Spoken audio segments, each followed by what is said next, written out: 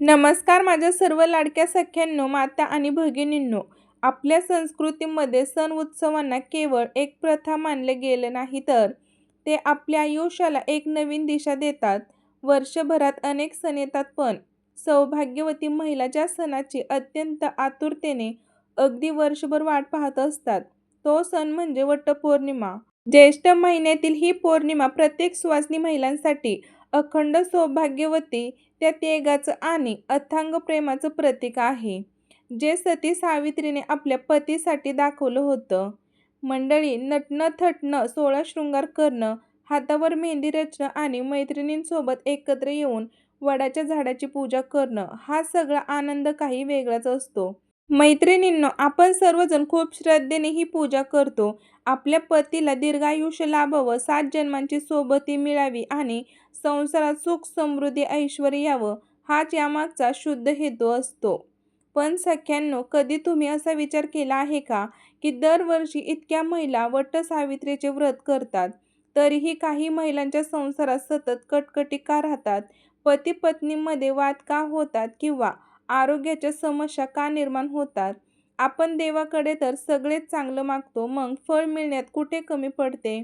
तुमच्या याच प्रश्नाचं उत्तर दडलेलं आहे आजच्या या आपल्या व्हिडिओमध्ये. मैत्रिणींनो, आपल्या थंबनेलवरती स्पष्ट लिहिलेलं आहे की ही एक चूक पूजा निष्फळ.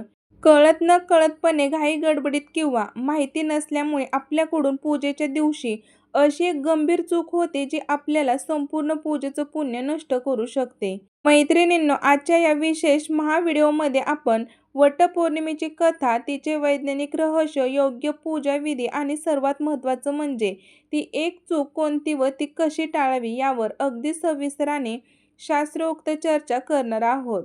व्हिडिओ थोडासा मोठा आहे, पण आजची ही माहिती तुमच्या आणि तुमच्या पतीच्या आयुष्यासाठी अत्यंत महत्त्वाची ठरणार आहे. त्यामुळे एकही सेकंद मिस करू नका.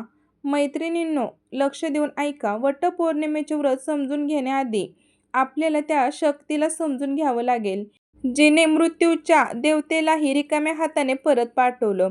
होय माझ्या मैत्रिणींनो, मी बोलतीये सती सावित्रीबद्दल. ही कथा केवळ एक गोष्ट नाही, तर ती एका स्त्रीच्या आत्मबलाची, बुद्धिमत्तेची आणि पतिव्रतेची पराकाष्ठा आहे. माझ्या प्रिय मित्र मैत्रिणींनो, लक्ष देऊन ऐका. खूप वर्षापूर्वीची गोष्ट आहे. मद्र देशात अश्वपती नावाचा एक न्यायी राजा राहत होते. त्याला सावित्री नावाची अत्यंत तेजस्वी, सुंदर आणि गुणवान कन्या होती. सावित्री जेव्हा लग्नयोगी झाली, तेव्हा राजाने तिला स्वतःचा वर स्वतः निवडण्याची परवानगी दिली. सावित्रीने जंगलात राहणारा राजवैभव गमावलेल्या घुमतसेन राजाचा पुत्र सत्यवान यांच्याशी आपला पती म्हणून निवड केली. सत्यवान नावाप्रमाणे सत्यवचनी, देखणा, दयाळू आणि सर्व गुणांनी संपन्न होता. पण जेव्हा ही गोष्ट देवर्षी नारद मुनींना समजली, तेव्हा ते चिंताग्रस्त झाले. त्यांनी तातडीने राजा अश्वपतीच्या दरबारात जाऊन सांगितले, हे राजा, सावित्रीने निवडलेला वर जरी गुणी असला, तरी त्याच्या आयुष्यात एक फार मोठा दोष आहे. सत्यवानाच्या आयुष्यात केवळ फक्त 1 वर्षाची उरले आहे. आजपासूनच ठीक 1 वर्ष त्याचा मृत्यू निश्चित आहे. राजा अश्वपती घाबरला. त्याने सावित्रीला समजावण्याचा प्रयत्न केला.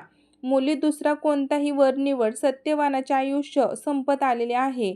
पण सावित्री ही सामान्य स्त्री नव्हती. ती म्हणाली, बाबा, कन्यादान एकदाच होते आणि मी मनातून सत्यवानाला माझा पती मानले आहे. आता माझे भाग्य जे काही असेल ते स्वीकारायला मी तयार आहे.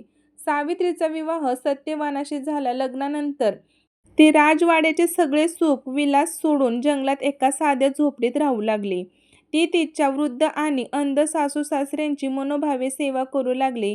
बघता बघता तो काळ जवळ आला, ज्या दिवशी सत्यवानाचा मृत्यू निश्चित होता. सत्यवानाच्या आयुष्याचे शेवटचे 3 दिवस उरले असताना सावित्रीने त्रिरात्र व्रत म्हणजे सलग 3 दिवस उपवास केला. तो काळा दिवस उजडला. ज्येष्ठ महिन्याची पौर्णिमा तिथी होती. सत्यवान नेहमीप्रमाणे जंगलात लाकडे तोडण्यासाठी आणि फळे आणण्यासाठी निघू लागला. सावित्रीला माहीत होते की आजचा दिवस धोक्याचा आहे. तिने सासू सासऱ्याची परवानगी घेतली आणि तीही सत्यवानासोबत जंगलात जाण्यासाठी निघाली. जंगलात पोहोचल्यावर सत्यवान कुऱ्हाड घेऊन झाडावर चढला आणि लाकडे तोडू लागला. अचानक दुपारच्या वेळी त्याच्या डोक्यात तीव्र वेदना सुरू झाल्या. त्याला चक्कर येऊ लागली. तो झाडावरून खाली उतरला. सावित्रीने त्याला एका विशाल वडाच्या झाडाखाली, वटवृक्षाखाली झोपवले आणि त्याचे डोके स्वतःच्या मांडीवर ठेवले.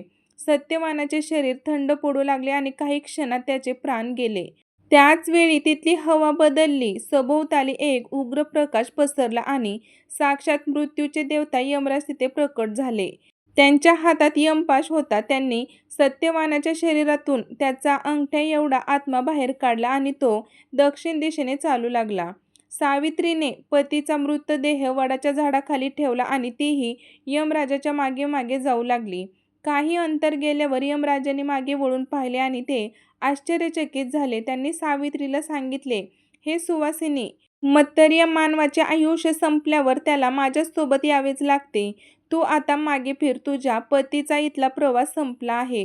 तू त्याचे अंत्यसंस्कार कर. पण सावित्री म्हणाली, हे यमराज, जिथे माझा पती जातो तिथे जाणे हे माझे पत्नीचे कर्तव्य आहे.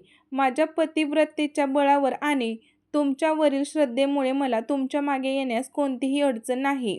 सावित्रीची ही मधुर आणि ज्ञानयुक्त वाणी ऐकून यमराज प्रसन्न झाले. ते म्हणाले, सावित्री, मी तुझ्या भक्तीने प्रभावित झालो आहे. तू सत्यवानाचे प्राण सोडून कोणताही एक वर माग. सावित्रीने बुद्धीने पहिला वर मागितला, माझ्या अंध सासू सासऱ्यांना डोळे मिळू देत आणि त्यांचे गमावलेले राज्य त्यांना परत मिळू दे. यमराजांनी तथास्तु म्हटले आणि ते पुढे निघाले. पण सावित्री मागे हटली नाही. ती तशीच चालत राहिली. यमराजांनी पुन्हा थांबून तिला दुसरा वर मागण्यास सांगितले. सावित्री म्हणाली, माझ्या वडिलांना ज्यांना मुलगा नाही त्यांना 100 पुत्रप्राप्ती होऊ दे. यमराजांनी म्हटले, तथास्तु. आता तरी तू मागे फिर. तरीही सावित्री थांबली नाही. तिचे पाय थकत नव्हते. ती आत्मबळ पाहून यमराज अचंबित झाले. त्यांनी सांगितले, सावित्री, हा माझा शेवटचा वर असेल. यानंतर तू मागे फिरायचे. सत्यवानाचे प्राण सोडून काहीही माग. इथे सावित्रीने आपल्या अफाट बुद्धीचा वापर केला. तिने नम्रपणे म्हणाली, हे यमराज, जर तुम्ही माझ्यावर खरोखरच प्रसन्न असाल तर मला 100 पुत्र प्राप्ती, माता होण्याचे भाग्य आणि अखंड सौभाग्यवतीचे वरदान द्या. यमराज स्वतःच्याच विचारात मग्न होते. त्यांनी लगेचच सांगितले, तथास्तु, आणि ते पुढे जाऊ लागले. पण अचानक यमराजाचे पाऊल थकले. त्यांच्या लक्षात आले की सावित्री तर परमसती आहे. ती पतीशिवाय दुसऱ्या कोणत्याही पुरुषाचा विचारही करू शकत नाही आणि जर सत्यवानाचे प्राण यमलोक घेऊन चाललेले आहेत तर सावित्री 100 पुत्रांची माता कशी बनणार? यमराज स्वतःच्याच वचनाच्या पाशात अडकले होते. स्त्रीच्या बुद्धीपुढे आणि प्रेमापुढे साक्षात काळाला, मृत्यूच्या देवतेला झुकावे लागले. यमराज हसले आणि म्हणाले, सावित्री, तुझ्या चातुर्याने आणि भक्तीने तू मला जिंकले आहेस. त्यांनी सत्यवानाचे प्राण मुक्त केले आणि त्याला 400 वर्षांचे आयुष्य दिले. सावित्री परत त्या वडाच्या झाडापाशी आली जिथे सत्यवानाचा देह पडला होता. सत्यवान डोळे चोळत असा उठला जणू तो गाढ झोपेतून जागा झाला होता. सावित्रीने त्या वडाच्या झाडाला प्रदक्षिणा घालून कृतज्ञता व्यक्त केली.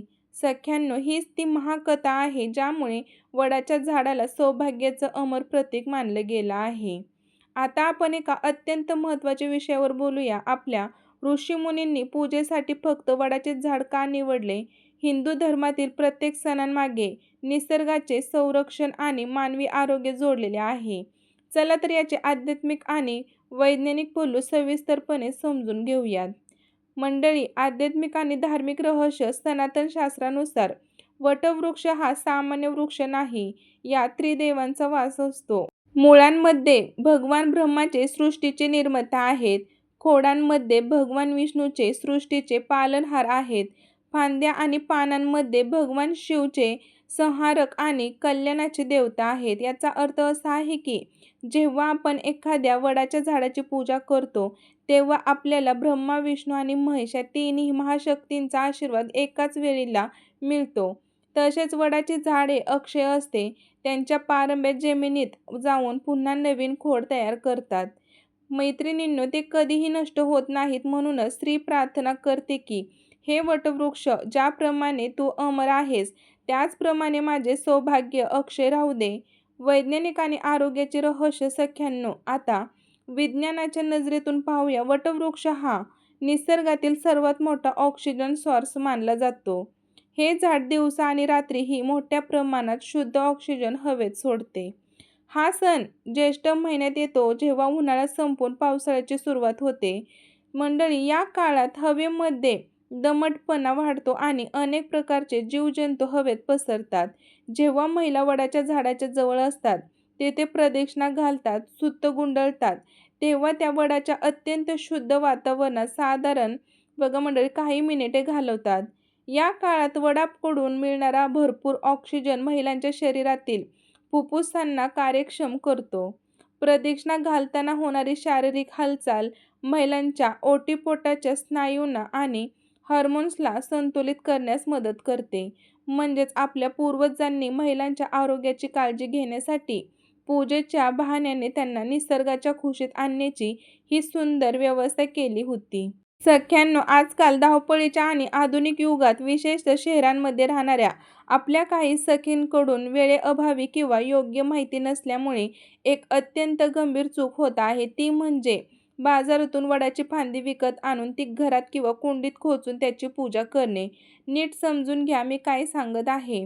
वटपौर्णिमा हा वृक्षपूजनाचा सण आहे, वृक्ष तोडण्याचा नाही. आपण ज्या झाडाकडे आपल्या पतीच्या दीर्घायुष्याचं वरदान मागत आहोत, त्याचं जीवन मागत आहोत, त्याच जिवंत झाडाची फांदी कापून किंवा तोडून आणणे हा शास्त्रानुसार एक मोठा दोष मानला गेला आहे. या चुकीमुळे पूजा निष्फळ का होते याची 4 मुख्य कारणं आहेत. पहिला कारण म्हणजे आकाशाकडे झोपवणाऱ्या विशाल वटवृक्षाला एक स्वातंत्र्य चेतना आणि जिवंत ऊर्जा असते. जेव्हा कोणी त्या झाडाची फांदी कुऱ्हाडीने किंवा हाताने तोडतो, तेव्हा ती फांदी मुख्य वृक्षापासून वेगळी होऊन मृत पावत चाललेली असते. आपण घरात आणून ती कुंडीत खोचतो, पण तिच्यात ती जिवंत ऊर्जा नसते. मृतपायी फांदीची पूजा केल्याने आपल्या वटवृक्षाचा मुख्य आशीर्वाद कसा मिळणार? निसर्गाचा शाप आणि हानी. पूजेच्या नावाखाली जर प्रत्येक महिलेने वडाची एक एक फांदी तोडायला सुरुवात केली तर दरवर्षी लाखो झाडांचे ओसाड होतील. झाडाला वेदना होऊन निसर्गाला हानी पोचवून केलेली पूजा देवाला तरी कशी पटेल? मैत्रिणींनो, सती सावित्रीने जिवंत आणि अथांग वडाच्या झाडाखाली बसून प्रार्थना केली होती. घरामध्ये तोडलेली फांदी आणून नाही, सुताचा फास लावणे. वडाला सूत गुंडाळताना अनेक महिला गर्दीमुळे किंवा घाईमुळे सूत इतके घट्ट आवळतात की झाडाच्या सालीची हानी होते. सूत हा नात्यांचा धागा आहे. तो अगदी हलक्या हाताने मनात पतीबद्दल प्रेम आणि आदर ठेवून गुंडाळायचा असतो. तिथे गर्दीत एकमेकांना ढकलणे किंवा भांडण करणे पूजेचे फळ पूर्णपणे नष्ट करते. आणि वर्ज्य रंगाचे कपडे परिधान करणे. अनेकदा फॅशनच्या नावाखाली काही महिला पूजेच्या दिवशीच काळ्या रंगाची साडी किंवा संपूर्ण पांढऱ्या रंगाचे वस्त्र परिधान करतात. सनातन धर्मात सौभाग्य आणि मंगल कार्यात काळा आणि पांढरा रंग पूर्णपणे वर्ज्य मानला गेला आहे. ही चूक चुकूनही तुम्ही करू नका, तुमची पूजा खंडित करू शकते. वटपौर्णिमेचे शास्त्रोक्त आणि अचूक पूजा पद्धत. मंडळींनो, जर तुम्हाला वटपौर्णिमेचे पूर्ण फळ हवे असेल तर यंदाच्या वटपौर्णिमेला ही शास्त्रोक्त पद्धत नक्की फॉलो करा. पूर्वतयारी. पूजेच्या आदल्या दिवशीच म्हणजे चतुर्दशीला शरीराची आणि मनाची शुद्धी करावी. उपासांचा संकल्प करावा. कपड्यांची निवड. पूजेच्या दिवशी सकाळी लवकर उठून स्नान करावे. लाल, हिरवा, पिवळा रंग किंवा जांभळा, नारंगी अशा शुभ रंगाची साडी परिधान करावी. कपाळावर कुंकू, हातात हिरव्या रंगाच्या बांगड्या आणि 16 शृंगार करावा. पूजेचं ताट, हळद, कुंकू, अक्षदा, 5 प्रकारची फळे, विशेषतः आंबा आवर्जून ठेवावा. सुपाऱ्या, विड्यांची पाने बघा, पाण्याचा तांब्या, अत्तर, धूप, तुपाचा दिवा आणि पांढरा कच्चा धागा जसे की सूत ठेवावा. प्रत्यक्ष पूजा विधी. शक्यतो परिसरातील मोठ्या जिवंत वडाच्या झाडापाशी जा. त्या झाडाला प्रथम बघा साष्टांग नमस्कार करा. झाडाच्या मुळाशी थोडे पाणी अर्पण करा. त्यानंतर वडाच्या खोडाला हळदी कुंकू लावा, अक्षदा वाहा, अत्तर लावा आणि धूप दीप ओवाळा. प्रदक्षिणा नियम. त्यानंतर हातामध्ये सुताचे रीळ घ्या. वडाच्या खोडाला प्रदक्षिणा घालताना सुताचा धागा गुंडाळताना शास्त्रात कमीत कमी 7 प्रदक्षिणा घालण्यास सांगितले आहे, कारण आपण 7 जन्मांच्या साथीची प्रार्थना करतो. प्रदक्षिणा घालताना मनात हा मंत्र नक्की म्हणा. वट मूले वसतो ब्रह्मा, वटमध्ये जनार्दन, वटाग्रे तू शिवो देवो सावित्री, वट संस्थिता. महत्त्वाची टीप. जर खूप गर्दी असेल किंवा प्रदक्षिणा घालणे शक्य नसेल तर झाडाला इजा करण्याऐवजी एकाच जागी उभे राहून स्वतःभोवती 7 वेळा गोल फेरे मारा आणि देवाकडे प्रार्थना करा. देव तुमचा भाव पाहतो, गर्दीत गोंधळ नाही. वाण देणे: पूजेनंतर घरात येऊन किंवा मंदिराबाहेर इतर सुवासिनी महिलांना हळदी-कुंकू लावून वाण, फळे किंवा सौभाग्याचे साहित्य द्यावे आणि ज्येष्ठ महिन्याचे आशीर्वाद घ्यावेत. तर मैत्रिणींनो, तुम्हाला हा व्हिडिओ माहितीपूर्ण वाटला असेल तर व्हिडिओला एक लाईक करा. कमेंट बॉक्समध्ये तुम्हाला ही माहिती आवडली असेल तर नक्कीच कळवा. भेटू पुन्हा नवीन असाच एका व्हिडिओमध्ये. तोपर्यंत सर्वांना श्री स्वामी समर्थ. जय जय स्वामी समर्थ.